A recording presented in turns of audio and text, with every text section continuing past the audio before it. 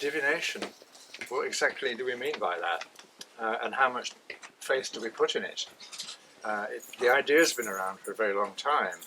In the very distant past, you went to a temple, asked the god, and one of his priests or her priests came out and told you, and you hoped you understood the answer. Sometimes you had to get another priest to interpret it for you. Nowadays we go to pieces of cardboard or to astrologers or read something online that is telling us what the answers we're looking for, but it's always been about looking for answers. I always say to people I read tarot for that there's nothing special about the deck. It's a bunch of cards made out of cardboard with pictures on it. And it's some your laminate. relationship. Yeah. The laminate's quite important. And the laminate, very important. Remain. But mostly it's about the relationship you have with the imagery and what that unlocks within you, so that in some ways you're asking to divine within yourself. You're looking for an answer you may already have, and sometimes you just want to be confirmed in that.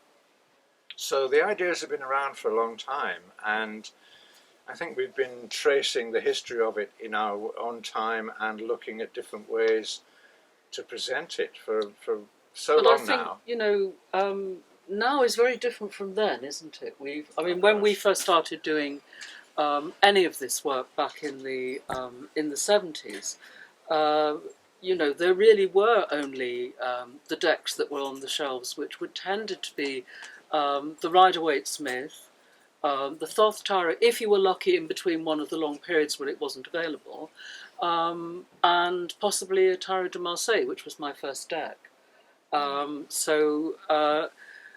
That sort of in early times that things were very different, and I think we're coming through again to those times, I hope. But the whole idea of divination, of asking the gods, is something that sort of people would probably look askance at today, but we always have problems that we need to know the answers to, deep and difficult matters. And of course the gods' oracles were the ones that we would go and consult, and some of them were very formal and very proper and upright, and some kind of a bit random, like the oracle at Praeneste, which is sort of near Rome, Palestrina, which was actually closed down by the Emperor Tiberius, who really didn't like oracles very much because he thought they were kind of rubbish and possibly a bit dangerous. But that one's really a lovely case in point, because there was a man called Numinius who had a dream, and he dreamt that he had to go and dig under a stone, and he went and dug under the stone, and there in a little chest were some oak tablets, and he took the oak tablets and they became part of the oracle of Fortuna Primogenia, so like Fortuna the firstborn, which was really interesting as a concept, so the goddess Fortuna. But if you went to consult the oracle, the one that you would meet when you went into the interior was a child, and the child would go into the sanctuary of the oracle and bring you out a little box, and the child would hold the box, and you would presumably ask your question, and the child would shake the box and then open it. And it was a bit like, have a box of chocolates. You put your hand in and drew out one of the oak tablets that was within, and you were expected to read it yourself. So, just a very interesting way of starting things. It's a bit like, Alexander the Great. I've been doing a lot of work on Alexander the Great for something I can't tell you about. Sorry, but it was. All the stories that were told about him after he died. This is what interested me, was the way Alexander's story changed from being, the ruler of the Western world, or most of the known world at that time, to being almost a character of fiction, a bit like King Arthur in a way. And there's a wonderful story that I found where he goes, he's in India, and he's about to launch his last push into the whole of the rest of the Indian continent, and he hears about this temple where they have two trees that speak. One is the tree in silver, the tree of the moon, the other is the tree of gold, the tree of the sun, and they give oracles. So he goes to the place and he asks the question, will I get home? Will I get back to Macedonia? And the person doing the interpretation, or possibly the trees, depending which version you follow, says, no, you have another year to finish your conquests and then you're out. And of course that is exactly what happened. A year later Alexander died under mysterious circumstances, and his body was never transported back to home because it vanished somewhere along the way. So, you know, the oracles speak in their own way, and actually do have, you know, an effect in that way, I think. We come back to this whole question of the question, because the question, of course, is the absolute springboard of all divination. And the first rule of divination is, if you don't want to know the answer, don't ask the question. But the second one is most certainly ask the right question. And before us all is the horrible example of King Croesus of Lydia, which is kind of, you know, where Western Turkey now is.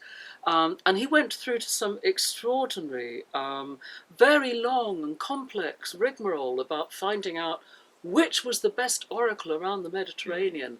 And he sent out the most, you can read about it in Herodotus if you want to read more, but having taken a great care to choose which oracle, he then sent a really rotten question, which was most unfortunate, because he wanted to ask about making war on the Persians, but he didn't frame his question very carefully. And so the question went to the Delphic oracle, and the Delphic oracle responded, if you go to war against the Persians, a great empire will be destroyed. Unfortunately, it was his own.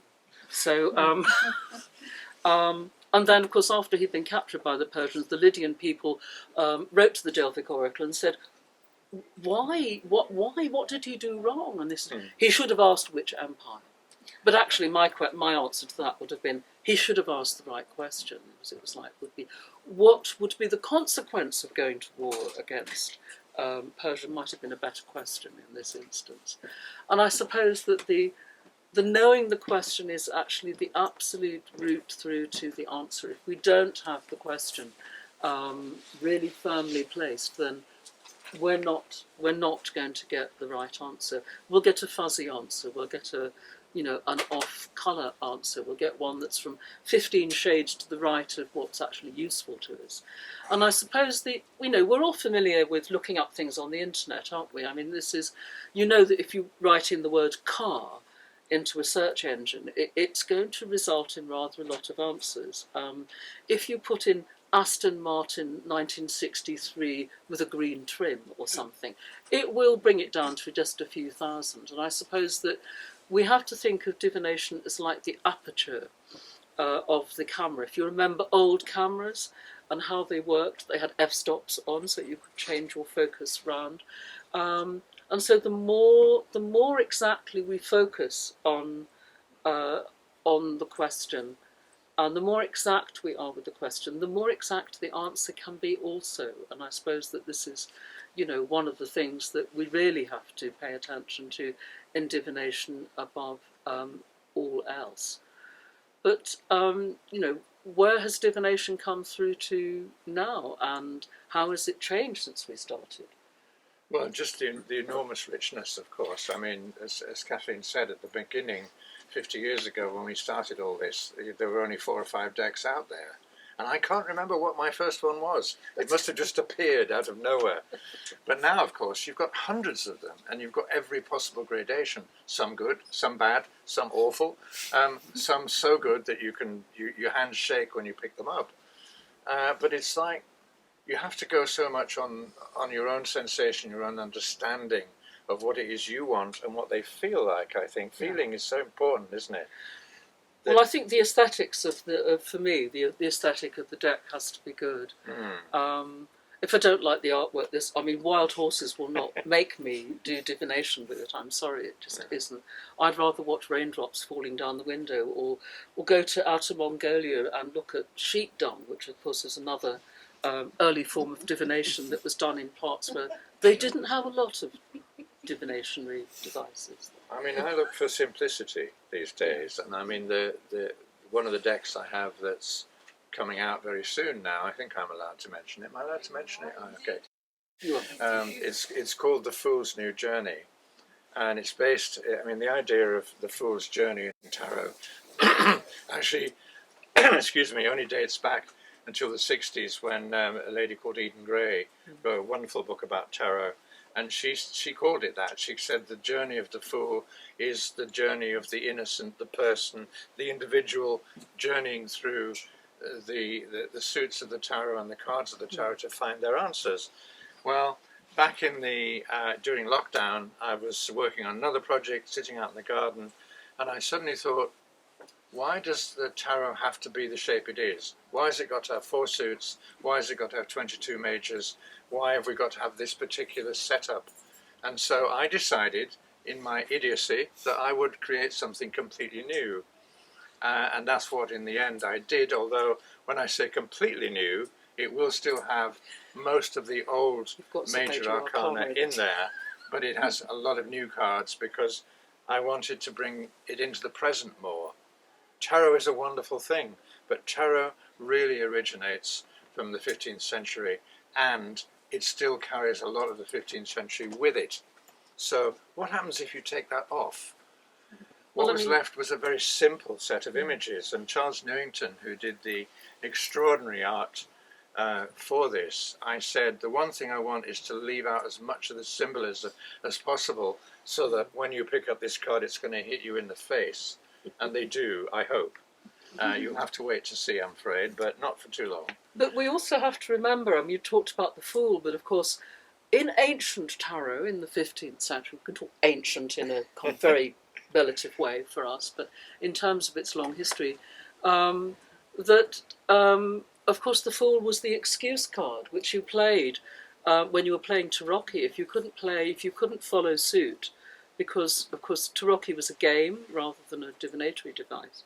The Fool was the excuse card, which is really interesting. It is. And I sort of wrote about some more about using earlier tarots in Untold Tarot, because it's extraordinary that something that started out as a game, as a way of perhaps complimenting someone at court, with a very flowery poem, by selecting a card and saying something appropriate to somebody, has come through to the period when it became esoteric, in the 18th century, when there was so much interest in the beginnings of things and how things began and how they worked and so on.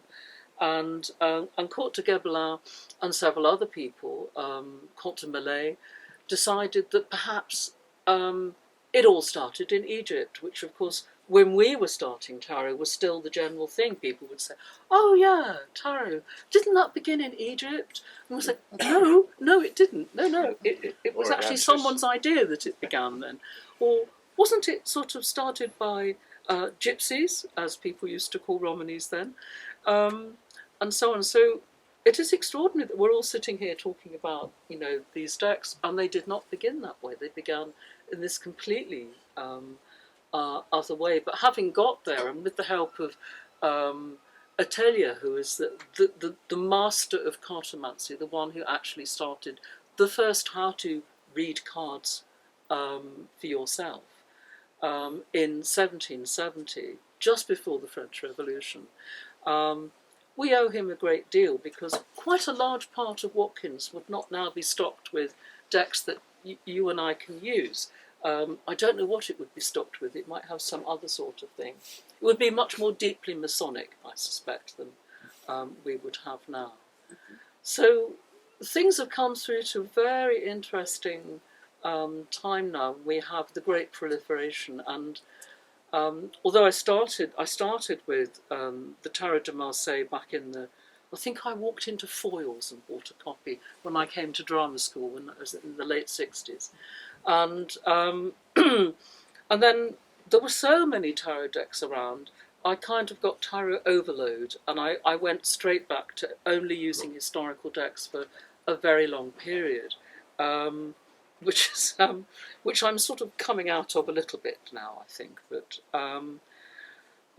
when we first started, the beginning of tarots that had a cultural or historical or mythological basis were beginning to be done. And it wasn't that they'd not been done before, but because... There weren't very many. I mean, we went, perhaps not surprisingly for those who know about anything about us, we not entirely surprisingly went for the Arthurian topic as a theme, and that deck has been in print ever since. And it's been through many different forms, but it is, the cards have always stayed the same. But sort of taking it sort of from like where we started with this. This is a deck that was meditated on for over a year. It was then for another year painted by hand, which is now seems a very extraordinary thing now, because no AI. It's so rare. There was no AI. There were no computer things that were, well, they were beginning to come, but they weren't there. And so this had an awful lot of work in it. I remember we taught it for several years in Bath. We did courses and so on. It's the tarot deck to which of the ones we've collected and made, the one that we go back to because we know how to use it, because we used it so much in the most extraordinary over a long period. But the essence of it was about going into the inner worlds and finding those images. It wasn't about us thinking, oh, well, I suppose we could have a thing on that, or we could have, something with, some trees on it, or whatever. It wasn't that. These were the images that came out. I drew them all, I gave them all to Miranda, and she redrafted them in a professional way. So, and I think this is one of the reasons why they still work so well, because they have. The other thing that we did in this deck was that most tarot cards just have people on them in every card. Our cards didn't. They were landscapes in which things were happening. So. Pathway through the festive landscape, the place where the animals go to be safe, but they were all real places. The ship ploughing through the misty waters. So it's very interesting still that I can still read them and find other things in the cards that aren't actually painted there, which I find still surprising. Well, we used to get letters from people saying, had you noticed that in that card that shows the little boat sailing across the water there, it's the 6 of something, and there are exactly 6 slats at the bottom of the boat. No, we hadn't noticed. No, it's like we don't do that. Where do these things appear from? I mean, I'm always fascinated by how tarots originate, if you like, why you think of them. I mean, I don't sit there thinking, what tarot shall I do next? In fact, I've sworn I'm not going to do any more after the next 3.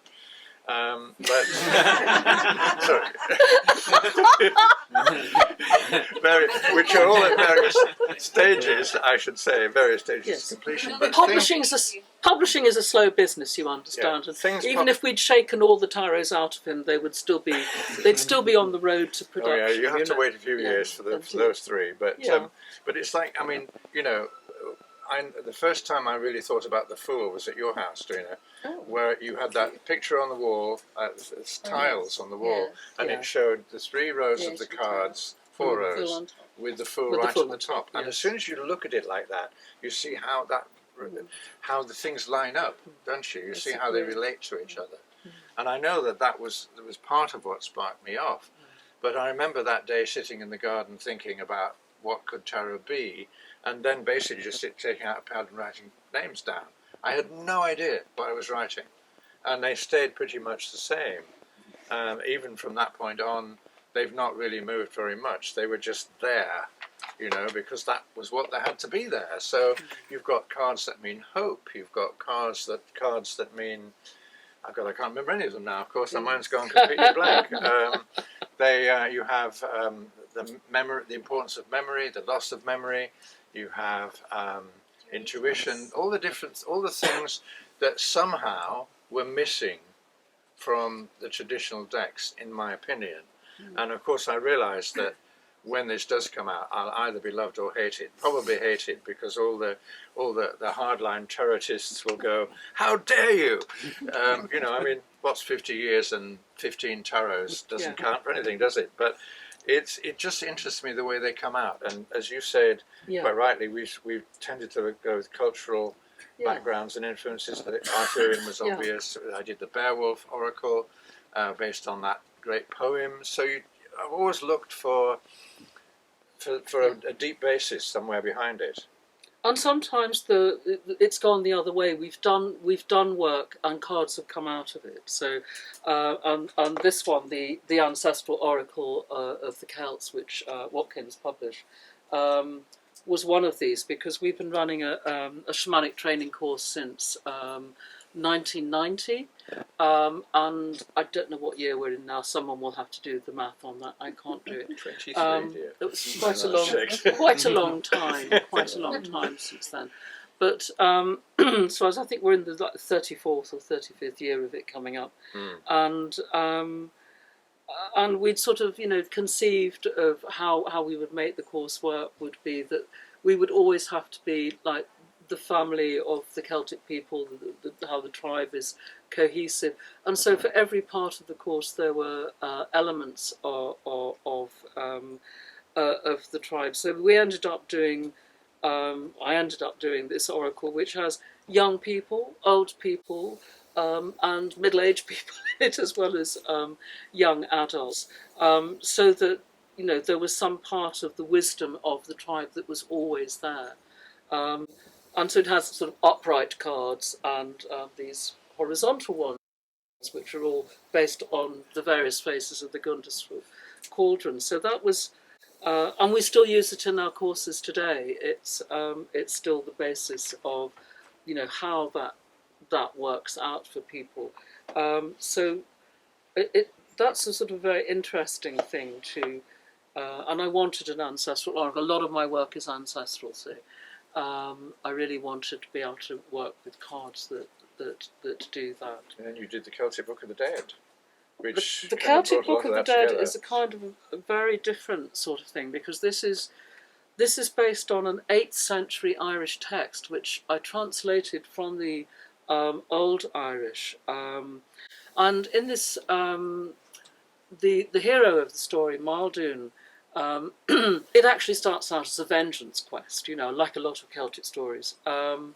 He's found out that he's actually someone's son. He didn't know who his dad was, and now he knows who his parents are, and he's learned that his dad has died horribly, and he's going to go out and kill the people that did this.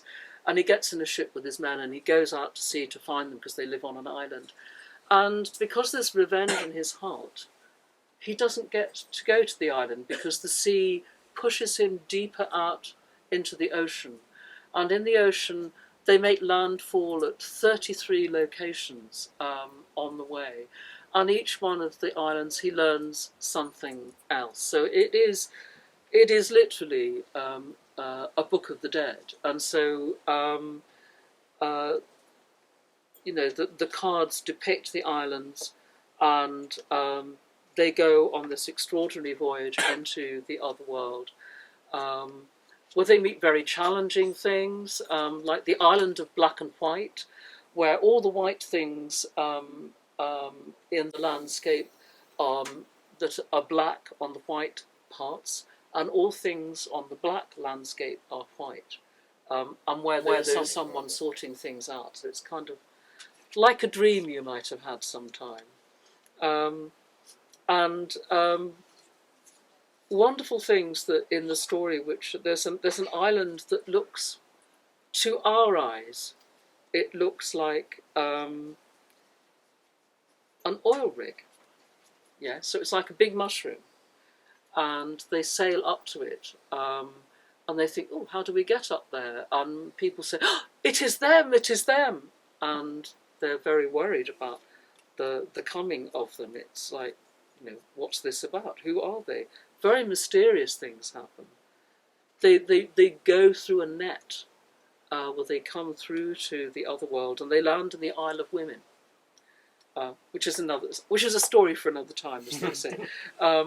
but rather like sort of Odysseus and Calypso and the other islands that he goes to, they have to find the way out. But this is not just a hero story, it's also a story about how we negotiate and navigate through difficult times. And it can be used as a help to work with people who are actually dying, which I've done. So it has a sort of a 3-level work to it. And again, it's a journey, isn't it? I mean, it all is a tarot journey. is a journey to some extent. When you, It is. the first time you pick up one card and start looking at it, you're already on that journey.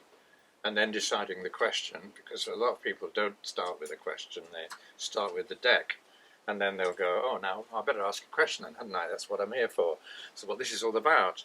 And then you start the journey, and the journey takes you on from there to each stopping point, which is why why the Celtic Book of the Dead is so great. I just remember the only thing I remember most strongly about this was how difficult it was to persuade the publisher to publish it, because it had With the that D word, title. and nobody wanted to publish anything with the D word. So for a long time, in our house anyway, it was known as the Celtic Book of the Not Very Well. To them on the stand somewhere, I think you might have been there, Sevi, and said, what about calling it the Celtic Book of the Dead? I mean, there's a Tibetan one, isn't there? Why can't we have a Celtic one? And of course we did. So Which was great. But I think one of the things I want to talk about this is the fact that cards are challenging.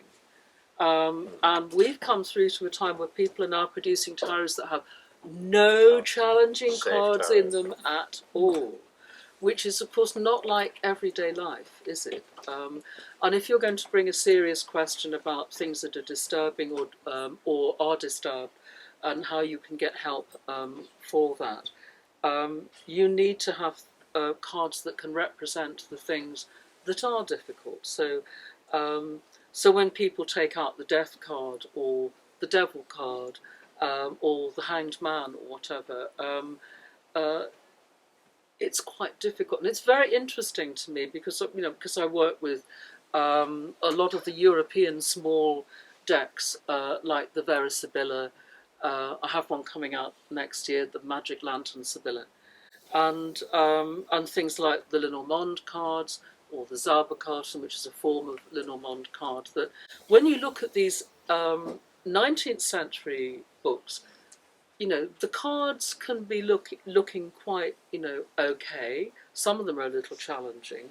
But if you look in the books, the definitions of what the things mean are quite extraordinary. They don't pull any punches. There's no new age editing going on. They say, no, your husband will lose his business and will probably blow his brains out and things like this. So, you kind of think, oh my goodness, this is...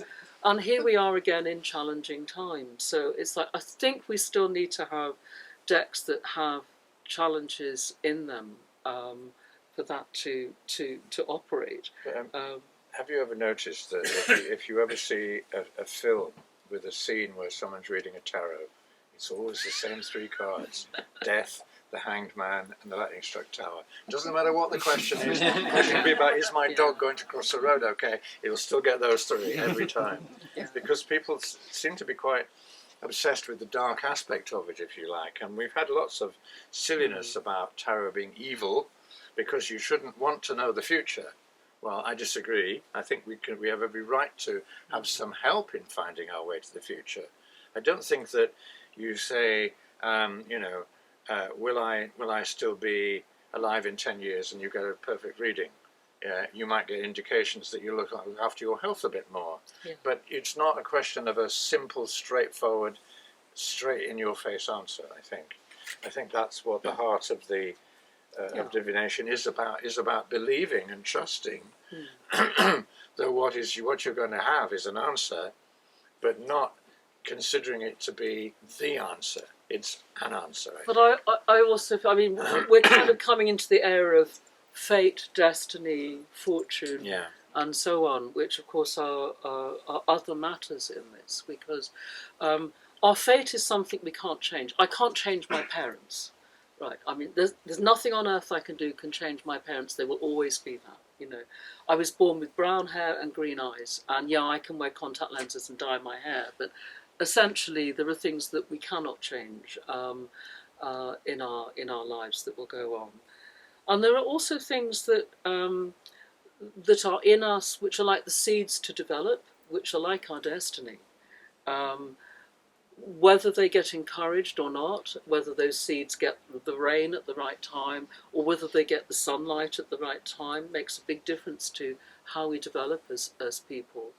And then there's sheer luck. There's the being there at the right time, or the being, unfortunately, the one at the bus stop when the bus ploughed into it. So that sort of that opportunity that comes along. And one of the things that older cartomancers always have held, and which is something I still keep, which is that when someone comes for a reading, it's not fixed in stone. Whatever is in there is not fixed in stone, because changes may happen as a result of our having had that reading that will put us into other pathways. But also that the period of time over which we read ought to be included in a reading, which is a very old cartomancy thing, which is never read for more than a year and a day. Yes, because people always say, yes, but will I get married in the next 3 years? And it's like, well, I can't tell you. I always say, because I don't know. I will only read that far ahead, because 19th century cartomancers used to do this, and they would say that if you were doing, say, a grand tableau in Lenormand cards, where you lay all 36 cards out, they would say, oh, well, this will be for the next year. And then people in the early 20th century would say, well, these things will begin to happen, and possibly they may be being fulfilled a little bit sooner. But in my time, cartomancers now are saying, oh my God, this was supposed to be a 6-month reading and it's all done in 2 months now. And everyone I know who reads this way has been finding this, that the time that we've said we're reading for is shortened, as though the person has lived through that. They're back again in 2 months' time, which is very interesting. So I don't know if there are others of you here that read that have a comment on that, because I think this is a very interesting part of our time now. I think sometimes really understanding the present gives you the avenue to the past and to the future. Yes. So, and the changes that are happening in the present can actually affect your future. Exactly. So I think that, and sometimes you don't even have to ask the question, because the answer is going to come to the question that you wanted to ask. Yeah. And that's the other thing, of course, is the deck that's coming out, the Verisibilla deck that I'm doing is famous for this, that people often ask the question that's safe to ask, the one I am prepared to ask at the moment. And of course, the Verisibilla is very sneaky. It goes into your mind and think, yeah, I know that, I'm just sort of sifting through it. Oh, that's the one you really want to know the answer to. And that can be very embarrassing. I mean, for the reader as well as for the person on the receiving end. So. But I think that decks do that too. I mean, the Verisibilla does it quite a lot, and other decks do it quite frequently as well. How we do? Right. We're good. Oh, okay, we're good. Excellent. We're on our way. So, so talking of questions, yes. Has anybody got any at this point? We can take a couple. Or points and things that they would or like to raise. We're here or disagreements. Who knows? Anyone? Yes. Yeah, thank you for the talk. Do you like giving readings over the phone, where you have to answer the question by yourself picking the card, rather than the query picking the card? I never do things on the phone. No, I if because I'm reading with a lot of cards, so that's not even a possibility. So I read more Lenormand than I read anything else. So 36 cards is not something you can do on the phone. You need to have a big table, lay them all out, take a picture, send it to the person, and then we talk about it. Yeah, that's more or less how I do. But we are not tarot readers in that sense. Yes, we are writers who are continuing with our work, who read as well, but that's not our main time occupation. So, anyone else? No, hand up the back there. You've spoken about the tarot in relation to the individual, in your experience, can the tarot offer insights into the state or the destiny of groups of people? Yes. Yes. Thank you for that. Yeah. I was coming to that. This isn't out yet. This one isn't out. Time Changes Tarot. It's a book in a box. It has. It's a sick book in the box. It's a very big book in a box, and it has a small travel deck. So, especially for the women, we can have small hands. We can still shuffle, and so yes, I mean this was my whole premise, and in fact, you can see parts of this in Untold Tarot, but. Because I was already beginning to go there. But in this book, I'm really writing about, how is it that, we've become so narcissistic that we can only ask about me, me, me. And over the last few years, I've been reading for groups, for institutions, and for the world, because what else should we be doing? If we go back to the ancient oracles, people didn't go and ask things about what I should do, but what should my country do? So people were asking on behalf of a collective, of something that was much bigger than them, to ask what they should be, what action they should take. And you see this with things like, if you go to any of the famous Tibetan Buddhist oracles in the world, in Ladakh or elsewhere now in the world, all the ministers gathered together, and the monk who is to be the oracle comes out as the oracle and speaks the oracle and says, that this year we must plant barley. We must be very careful about how we are with our troops along this border. We must be very careful to do various other things. So it will be really clear what a whole country and a whole nation. Can you imagine this happening in the Houses of Parliament? That they would not only attend to the business in hand and the need at the time, but how our response to that need might play out in, say, the next 9 generations. Because that's what we need, isn't it? I mean, we need this so desperately. We cannot coordinate how we are to act unless we have the whole of the past and the whole of the future in our keeping. And unless we have that responsibility, how can we do that? I started writing this book as the Ukrainian war was beginning. And I've read for quite a few people as a result in here about, how, will I be able to do X and Y? And it's like, the cards keep coming back with, no, the war will still be going on. I've read for people in Poland. I've read for organisations that are responsible for arts organisations that try and coordinate musicians to play in different places. And quite apart from things like, well, we can't play any Tchaikovsky, which is just diabolical, in certain concert halls because people will be offended. And it's like, well, no, Tchaikovsky didn't set out. He's a musician. He's an artist first, please. But how also, how artists from Russia might be able to perform or to be or appear somewhere else in Europe without being tarred with that brush. So there's so many issues in this. It is just an enormous thing. So at any time of the year, wherever we are, there is what we can think of as the prevailing circumstances. And whenever you see someone, whether it's for therapy or as I do for shamanic healing or for divination, you always have to remember that those prevailing conditions are there as well.